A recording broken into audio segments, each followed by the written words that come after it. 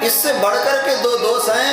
वो पहला है परदाराभिमर्शन, दूसरे की पत्नी बेटी बहन पर गलत दृष्टि से देखना, ये दूसरा दोष है।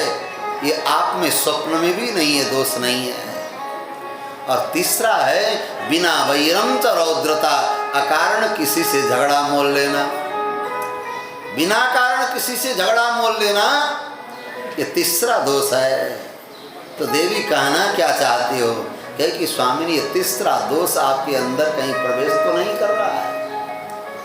आपने आज समस्त ऋषियों के बीच में, महर्षियों के बीच में, ब्राह्मणों के बीच में दोनों भुजा को उठा करके प्रतिज्ञा कर ली, संसार में जितने राक्षस हैं, निशाचर हैं, मैं सबको समाप्त कर दूंगा, धरती से निशाचरहीन धरती को बनाऊंगा। तो क्या प्रभु, क्या सभी राक्षस दंड के भाजन हैं? क्या सभी राक्षस अपराधी हैं? क्या सभी राक्षस पापी हैं? क्या इस धरती में कोई भी राक्षस सज्जन राक्षस नहीं है? आपने ऐसी प्रतिज्ञा क्यों की? क्या आप उन सज्जन, जब समस्त राक्षसों का वध करने का आपने संकल्प लिया है और वो धर्मात्मा हो, सज्जन हो, तो क्या आप उनका भी वध करेंगे? क्या वो अधर्म नहीं होगा? क्या ऐसी प्रतिज्ञा करना अधर्म नहीं है?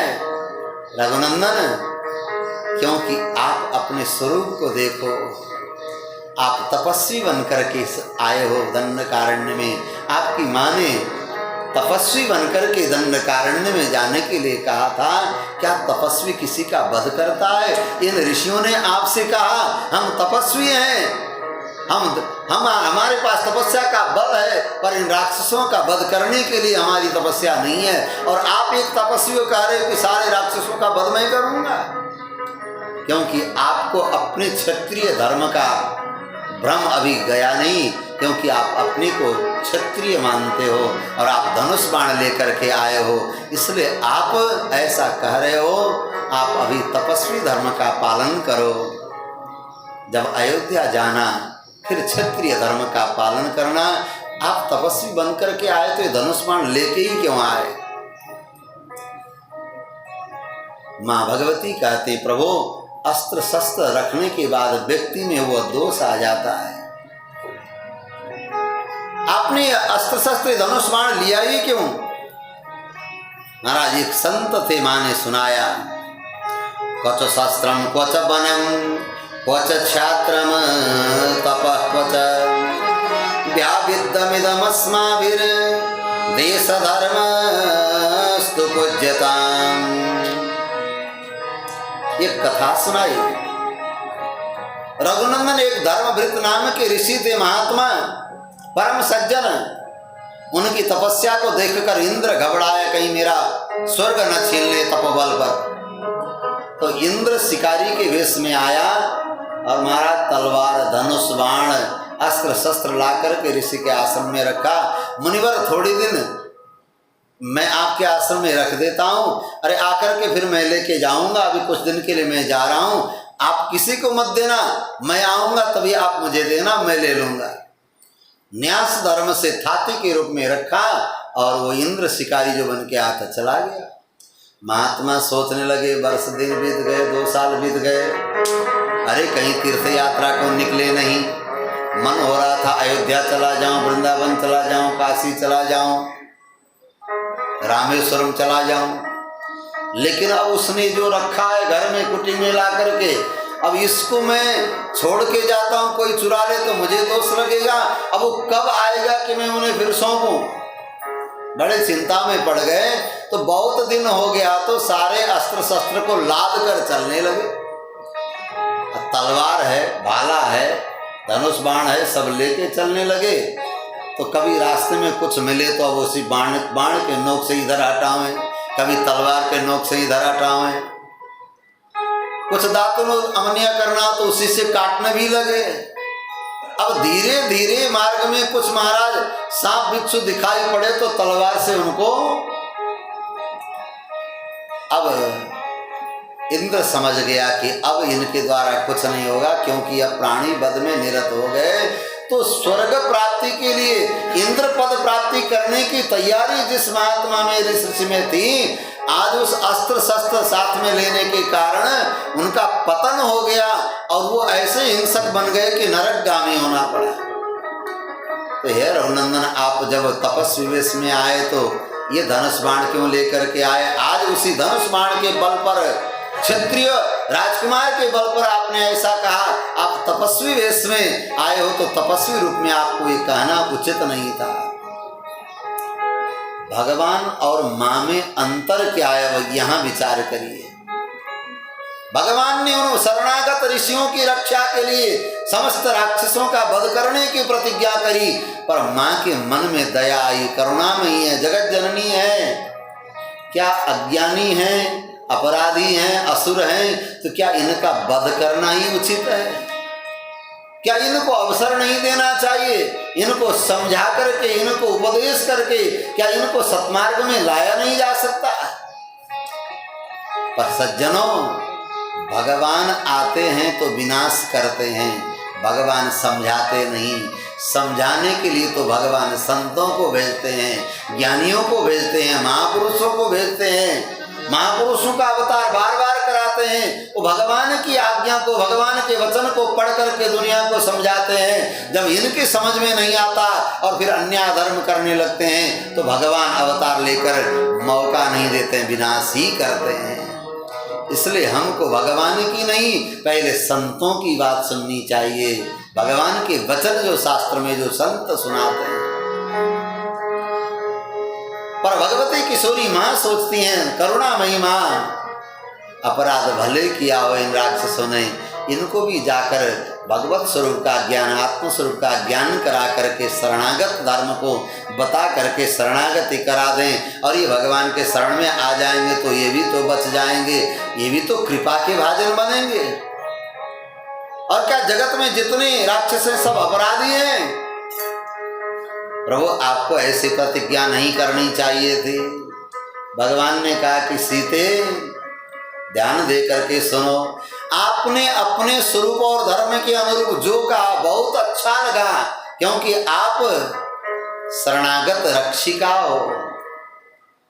पर मेरी भी अपनी प्रतिज्ञा है, जो मेरे शरण में आए हुए हैं, जो मेरे आश्रय में रहने वाले हैं, और उनके ऊपर कोई संकट आता है तो मैं उसमें उनकी रक्षा के लिए जो कुछ भी करना पड़े, मैं अपनी प्रतिज्ञा को छोड़ता नहीं। मेरी प्रतिज्ञा पूर्ण करने में, हे सीते, अगर मेरा शरीर बाधक बन जाए तो मैं शरीर को छोड़ सकता हूं। जिसने अयोध्या और नवविवाहिता अपनी पत्नी को छोड़ दिया, सारे सुख को छोड़ दिया, ऐसे लक्ष्मण का भी परित्याग कर सकता हूं। केवल लक्ष्मण नहीं, तुम्हारी जैसी प्रिया का भी मैं परित्याग कर सकता हूं। पर मैं जिन भक्त रक्षा के लिए जिन ऋषियों को वचन दिया, उस वचन का परित्याग नहीं कर सकता हूं। अप्यहम जीवितम जय्याम त्वां वा सीते सलक्ष्मणं, न तो प्रतिज्ञां संश्रुत्य ब्राह्मणेभ्यो विशेषतः। भगवान कठोर बन गए हैं भक्तों के लिए, भगवान पक्षपात करते हैं, पर भगवती मां कभी पक्षपात नहीं करती। ये मां और पिता में अंतर है। भगवान कहते हैं मैं उन्हीं की रक्षा करूंगा जो शरण में आए हैं, जो शरण में नहीं आए हैं उनकी रक्षा का भार मेरे ऊपर नहीं है। क्योंकि भगवान कहते हैं सब मम प्रिय, सब मम जाए, मम उपजाए। भगवान कहते सब सृष्टि मैंने किया है, सब मेरी संतान है, पर जो शरणागत है, शरण में आए हुए को कष्ट देने वाले का वध भगवान स्वयं करते हैं। पर मां तो सभी संतान के प्रति बराबर करुणा है।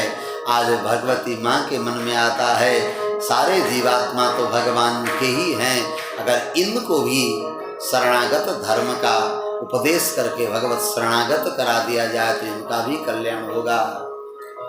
आचार्यों ने अनुभव किया है, भगवती मां जानकी का जो प्रथम वियोग है लंका में जाना, क्या भगवान की इच्छा न हो, भगवती की इच्छा न हो, तो क्या रावण की हिम्मत है कि भगवती सीता महारानी का हरण कर ले? माँ की इच्छा हुई कि मैं जाकर इन राक्षसों को भी समझाऊं, उपदेश दूं। अगर ये एक भी जीव का उद्धार हुआ, एक की भी रक्षा हो गई, तो कम से कम एक तो भगवान का बना।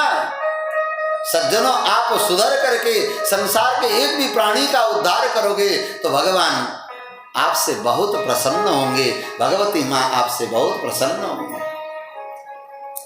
माँ जानकी जी ने कहा कि प्रभु, निरापराध राक्षसों का वध करने का, और आपसे तो कोई द्रोह नहीं किया, ऐसे राक्षसों का वध करने का संकल्प लेकर आपने अच्छा नहीं किया, तो आज अपराध का माध्यम बनने के लिए, भगवान के लिए भगवती सीता महारानी का अपहरण राक्षसों का अपराध बन गया, और भगवती जानकी माँ राक्षसों को समझाने के लिए, उपदेश देने के लिए, भगवत स्वरूप बताने के लिए माँ जानकी जाकर लंका में भी उपदेश करती है। आचार्यों ने अनुभव किया, भगवती का 3 वियोग है भगवान के साथ। माँ जानकी जी का 3 वियोग है जीवन में। पहला वियोग दंडकारण्य से लंका में जाना, दुष्ट रावण के द्वारा अपहरण होना। ये वियोग क्यों हुआ? तो आचार्य ने कहा, माँ जानकी अपनी कृपा को प्रदर्शन करने के लिए भगवान से अलग हो गई। जीवात्मा के प्रति अपनी कृपा को दर्शाने के लिए भगवती भगवान से अलग हो गई। दूसरा वियोग, अयोध्या में आने के बाद वाल्मीकि आश्रम में भगवान के द्वारा परित्यक्त होना दूसरा वियोग। क्यों? क्योंकि पारतंत्र को दिखाने के लिए। यद्यपि अग्नि परीक्षा दे करके भगवती माँ जानकी जी अयोध्या गई हैं, पर माँ ने एक बार भी ये नहीं कहा कि अरे मैंने भी तो अग्नि परीक्षा दी थी। देवता साक्षी हैं, लक्ष्मण साक्षी हैं, सारे विभीषण, सुग्रीव, हनुमान, जांबवान सब साक्षी हैं, स्वयं दशरथ जी महाराज उतर के आए साक्षी हैं। भगवती माँ एक बार भी तो कह सकती थी, अरे उन साक्षियों को भी तो बुलाओ जिनके सामने मैंने अग्नि परीक्षा दी थी और अग्नि भगवान ने कहा था कि जानकी शुद्ध हैं। पर माँ ने ऐसा एक बार भी नहीं कहा, क्योंकि जानती हैं मेरे भगवान मेरे स्वरूप को भी जानते हैं और लोक मर्यादा को भी जानते हैं। भगवान ने मेरा परित्याग नहीं किया, मैं भगवान के अधीन हूँ, मैं पारतंत्र हूँ। जीवात्मा भगवान का सदैव पारतंत्र होता है। उस पारतंत्र को दिखाने के लिए भक्त भगवान के अधीनता को स्वीकार करता है। यदि मेरी भगवान की इच्छा मेरे दूर रहने में ही भगवान प्रसन्न है, मेरे प्रभु की इच्छा है कि मैं दूर रहूं, तो मैं दूर रह करके ही भगवान की इच्छा को पूरी करूंगी। ऐसे पारतंत्र को स्वीकार करके भगवती माँ जानकी जी राम जी से अलग होकर के रहती है। दूसरा वियोग है। तीसरा वियोग है नैमिषारण्य के धरती पर जहाँ यज्ञ हो रहा था, भूदेवी से मार्ग मांग करके धरती में प्रवेश करती है। क्यों? क्योंकि अनन्यारहत्व को दिखाने के लिए, क्योंकि भगवान से अलग होकर मैं अलग नहीं रह सकती, मैं भगवान से पृथक नहीं हूँ, राम जी से पृथक नहीं हूँ, मैं भगवान की हूँ, उनको छोड़कर अलग नहीं रह सकती। इसको दिखाने के लिए भगवती सीता माँ राम जी का स्मरण करके, राम जी का ध्यान करके, राम जी का दर्शन करके, राम जी के चरणों को स्मरण करती हुई धरती में, भूमि में प्रवेश कर जाती हैं।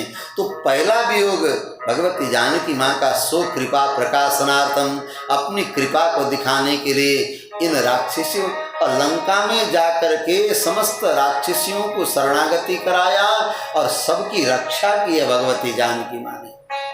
रावण को भी उपदेश दिया है, राक्षसों को भी उपदेश दिया है। सज्जनों, माँ तो ये प्रयास में लगी रहती हैं जीवात्मा को भगवत स्वरूप का ज्ञान हो जाए और जीव भगवान के शरण में आ जाए, क्योंकि भगवान जो शरण में आता है उसी की रक्षा करते हैं, जो शरण में नहीं आता उनकी रक्षा नहीं करते हैं। आज भगवान ने प्रतिज्ञा की है और वहाँ से भगवान 10 वर्ष पर्यंत इन ऋषियों के आश्रम में रहे। सर्वंग मुनि को अपना धाम प्रदान किया है। भगवान ने विराट का वध किया है। आगे सुतीक्ष्ण जी को लेकर अगस्त्य आश्रम में जाते हैं। अगस्त्य महर्षि का दर्शन किया है। केवल महर्षि सुतीक्ष्ण के आश्रम में भगवान 2 बार गए, नहीं तो सभी ऋषियों के यहाँ 1-1 बार गए। इतने ऋषि महर्षि थे और 10 वर्ष मात्र दंडकारण्य में भगवान विराजमान रहे और इधर चित्रकूट में पहले रहे। वहाँ से आगे इन ऋषियों के आश्रम से आगे बढ़ते हैं। महर्षि अगस्त्य से पूछा है कि गुरुदेव आप हमें 14 वर्ष पूर्ण करने के लिए अब कुछ दिन रह गए हैं, दंडकारण्य में हम कहाँ पर निवास करें? अगस्त्य महर्षि ने बताया आगे गोदावरी नदी है और गोदावरी नदी के तट पर पंचवटी बड़ा रमणीय स्थान है और वहीं पर आप रह कर के अपने समय को पूरा करें। अगस्त्य महर्षि ने जैसे निर्देशन दिया मेरे राम जी आगे बढ़ते हैं। वहाँ जटायु मिलते हैं, जटायु से परिचय हुआ और पंचवटी में जाकर गोदावरी के तट पर राम जी लखनलाल जी को कहते हैं लक्ष्मण तुम सुंदर स्थान देख करके पर्णकुटी तैयार करो। लक्ष्मण जी ने कहा कि प्रभु आप मुझे स्वतंत्र कर रहे हैं, क्या मैं स्थान देखूंगा मैं निर्णय लूंगा? नहीं, आप ये कहिए कि लक्ष्मण इस स्थान पर ऐसा कुटी बनाओ तब मैं निर्माण करूंगा। अर्थात प्रभु के सामने मैं निर्णय नहीं ले सकता, ये भक्त का स्वरूप है, स्वभाव है।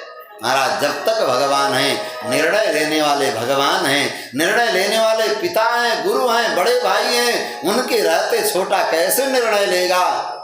तो मैं कहे कि लक्ष्मण अब तो तुम बड़े हो गए हो। लक्ष्मण जी चरण में गिर पड़े, नहीं प्रभु मैं चाहे 100 साल का हो जाऊं फिर भी तो आपसे छोटा हूं, आप जितनी आज्ञा देंगे वो आज्ञा पालन करने के लिए पूर्ण तैयार हूं।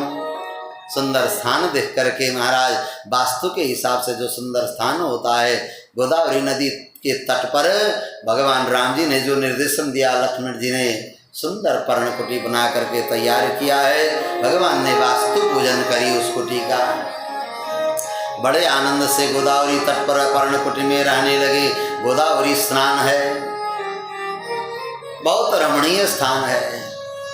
राम जी बार बार प्रशंसा करते हैं और ये वनवास भी मेरा पूर्ण होने वाला है। हे सीते हमें वन में हर प्रकार का सुख मिल रहा है। लक्ष्मण को देखकर हमें लगता ही नहीं कि मेरे पिता कहीं गए हैं, आज हमें ऐसा लगता है कि मेरे पिता हमारे साथ में हैं। लक्ष्मण को देखकर इतने आज्ञाकारी और जो जहाँ जैसे चाहिए वो बन करके सेवा करने वाले, और वैदे तुम अनुकूल हो तो हमें किसी वस्तु की कोई कमी नहीं लग रही है। पर मेरा भरत मेरे वियोग में क्या कर रहा होगा? कुछ शीतकाल आ रहा था, भगवान भरत जी को सोच करके भरत जी की चर्चा करते हैं, भरत जी की कथा करते हैं। इस तरह बड़े सुंदर सत्संग करते करते ऋषि महर्षियों के बीच में इस पंचवटी में महाराज मेरे राम जी का समय बीत रहा था। अब केवल 2 वर्ष बाकी रह गए हैं वनवास के।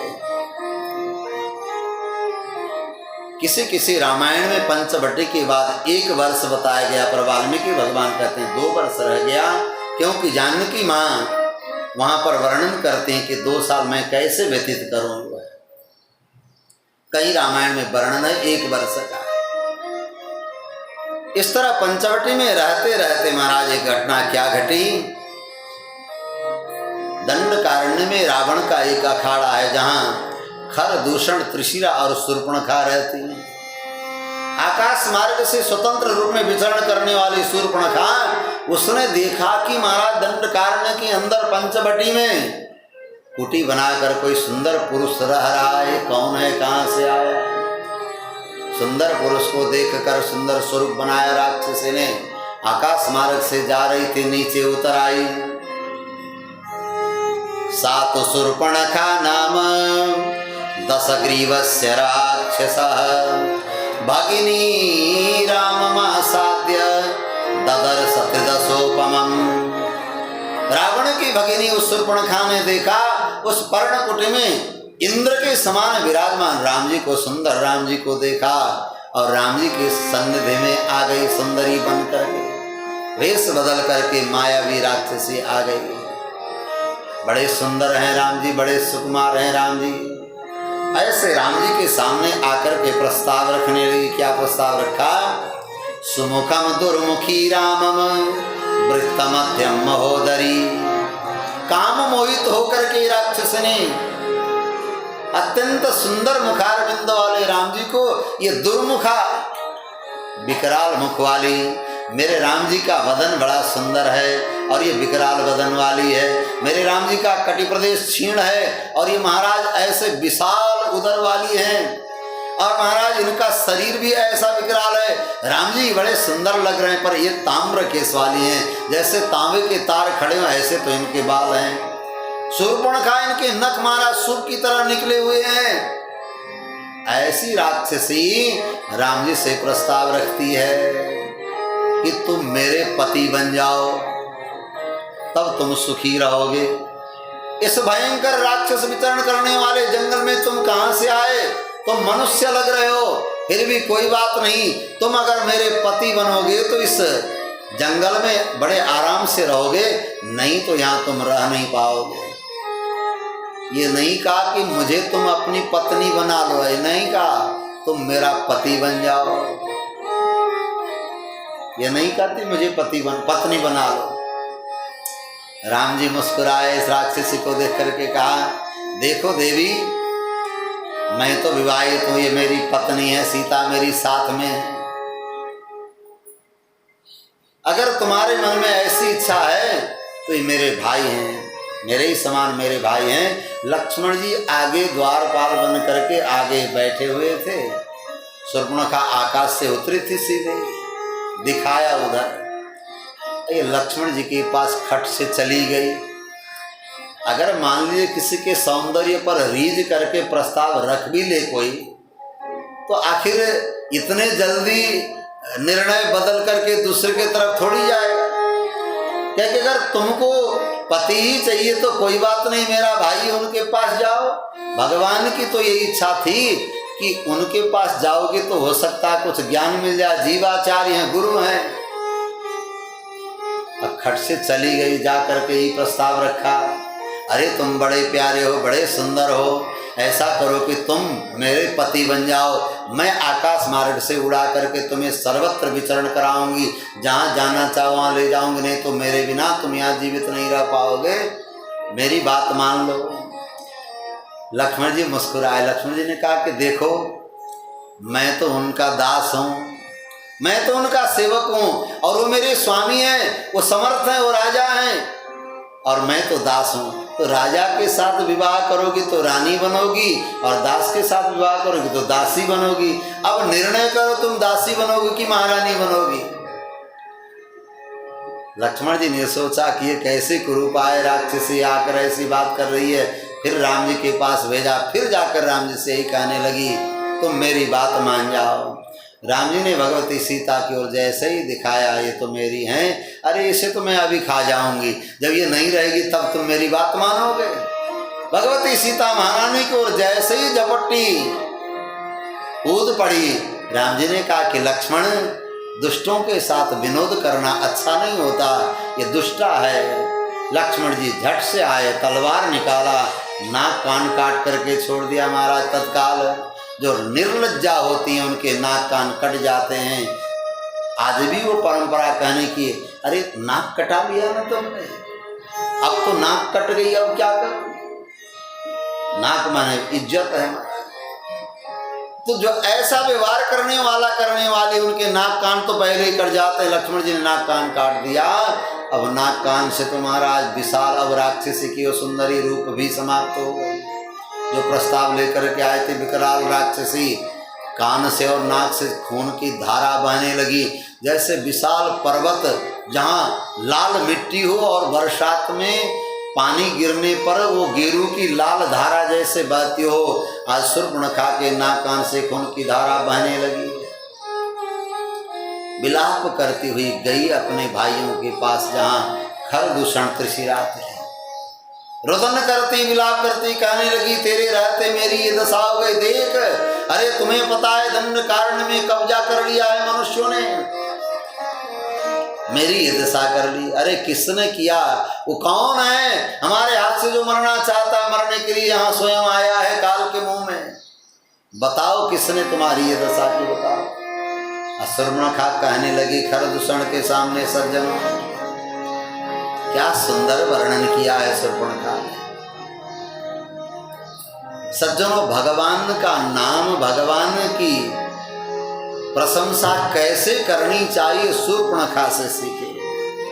नाक कान कटवा करके गई है, पर भगवान का सौंदर्य भूल नहीं पाई। नाक कान कटवा करके गई है, भगवान के स्वरूप को भूल नहीं पाई। खरदूषण ने पूछा तो कहने लगी, तरुणो रूप संपन्नो सुकुमारो महाबलो।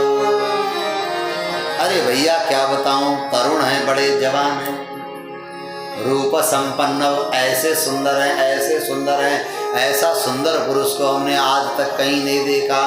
तरुण रूप संपन्न सुकुमारो। अरे उनके हाथ कितने कोमल हैं, शरीर कितने कोमल हैं, चरण कितने कोमल हैं, अत्यंत सुकुमार तो उनके महाराज कर कमल चरण कमल हैं। और माँ इतने सुकोमल हैं तो ऐसा मत समझना कि कमजोर हैं, महाबलौ, अत्यंत बलशाली भी हैं, अत्यंत बलशाली हैं। अच्छा अच्छा, और एक पुंडरी का विशालाक्ष, भैया क्या कहना, उनके नेत्र तो बड़े बड़े कमल दल के समान बड़े सुंदर लग रहे हैं। और धारण कर रखा है बलकल और कृष्ण मृग चर्म को धारण कर रखा है, धनुष बाण को धारण कर रखा है। अच्छा, इतने बलशाली हैं, इतने बलवान हैं, तो भोजन क्या करते हैं, खाते क्या हैं? क्योंकि फल मूला सिनौ, केवल कंदमूल फल खाते हैं। तपस्वी वेश में हैं, फल मूल को कंदमूल को ग्रहण करते हैं, और दोनों तपस्वी हैं, दो कुमार हैं। और कहते न कहने लगी ब्रह्मचारिणौ, और दोनों ब्रह्मचारी हैं। भगवान के साथ जब भगवती सीता महारानी हैं, भगवान ने परिचय दिया ये मेरी पत्नी है, पर शूर्पणखा क्या कहती है, ब्रह्मचारिणौ, दोनों ब्रह्मचारी हैं।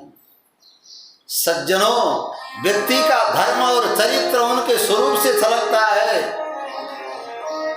भगवती सीता मां ने जो पहले ही वचन दिया था अयोध्या में, नियता ब्रह्मचारिणी, हे स्वामी आप तपस्वी बनकर के रहोगे तो आपके तपस्वी धर्म में मैं बाधा नहीं बनूंगी, बाधा नहीं करूंगी।